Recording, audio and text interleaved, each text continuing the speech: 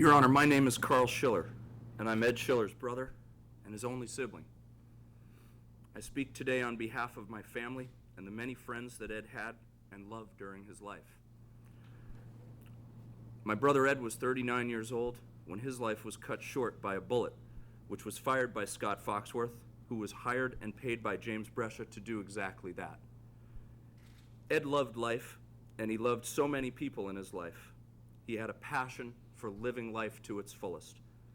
He loved to ride his motorcycle ever since he first rode one at the age of 13. He loved to fish from the days when my parents would take us on vacation in Maine to his final days in 2006. He owned his own boat and he went fishing as often as he could.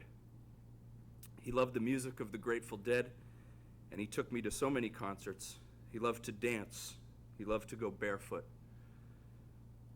He loved to go barefoot so much so that it was normal for Ed to play in our Wednesday night softball league without shoes or socks, and many would call him Shoeless Shoe Schiller. You may find it hard to believe, but my first memory of Ed is actually when I took my first steps as a baby. Ed was on one side of our living room, and he was holding out his arms, asking me to walk to him. I was so lucky to have Ed as my big brother. He taught me so much, but most of all, he taught me how to love and how to enjoy life.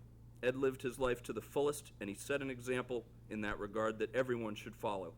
The world would be a better place if more of us lived for the day, as Ed did every day.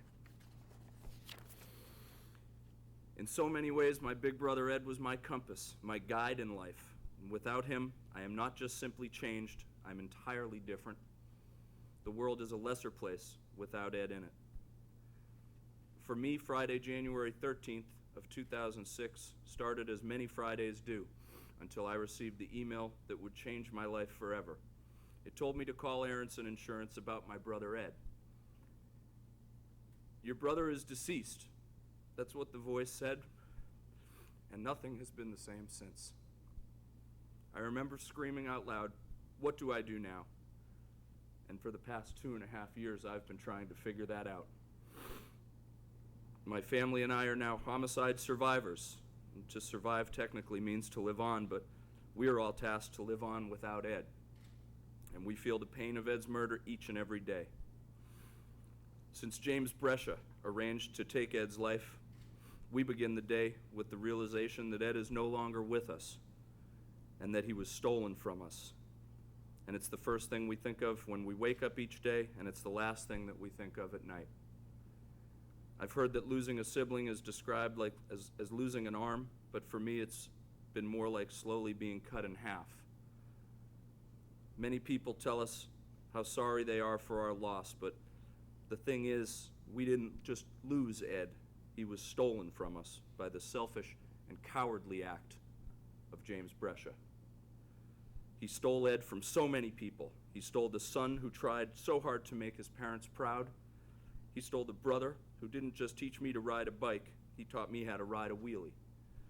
He stole the uncle who loved his niece so much and who never got the chance to be an uncle to his other niece and nephew. He stole the high school sweetheart who only wanted to be with her one true love. He stole the employee who made everyone's life at work a little more fun. He stole the friend to so many people who knew and loved him.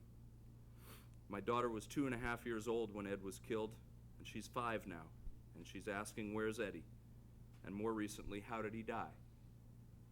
She loved Ed so much in her short time that she knew him.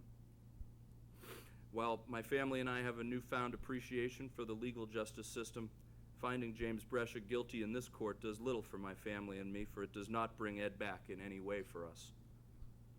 Nor does it provide closure, as many assume. But the only real closure that we will have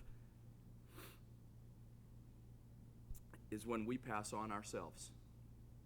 Proving that he lied about the substance of his 81 documented phone conversations with Scott Foxworth does not bring Ed back. Proving that he lied about how he paid to have my brother assassinated does not bring him back to us. And proving that he's a coward who couldn't confront Ed himself does not give me another chance to tell Ed how much I loved him. Mr. Brescia testified that hate is not in his vocabulary. It's a shame, but because of his cowardly, selfish decision to have my brother murdered, I now know what it is to truly hate. My twins never got the chance to know Ed, so it's up to me to teach them about who their Uncle Eddie was and how much he would have loved them. And someday, I will have to teach them and tell them how their Uncle Eddie was stolen from us by these two cowards. Someday they will be forced to realize that there are people like Mr. Brescia in the world, people who are so selfish, cowardly, and cold. My only relief in telling them this is that I can also tell them that people like Mr. Brescia end up in prison. I only hope that they can take comfort in knowing that he will be there forever.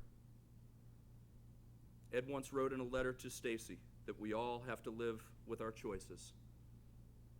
Unfortunately, we now have to live with your choice. But it gives us little relief to know that you will also have to live with your choices in this life and forevermore.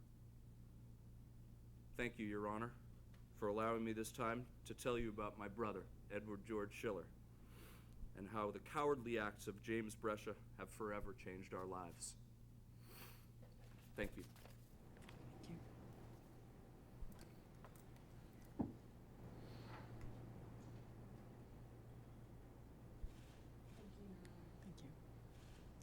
Mr. Carney.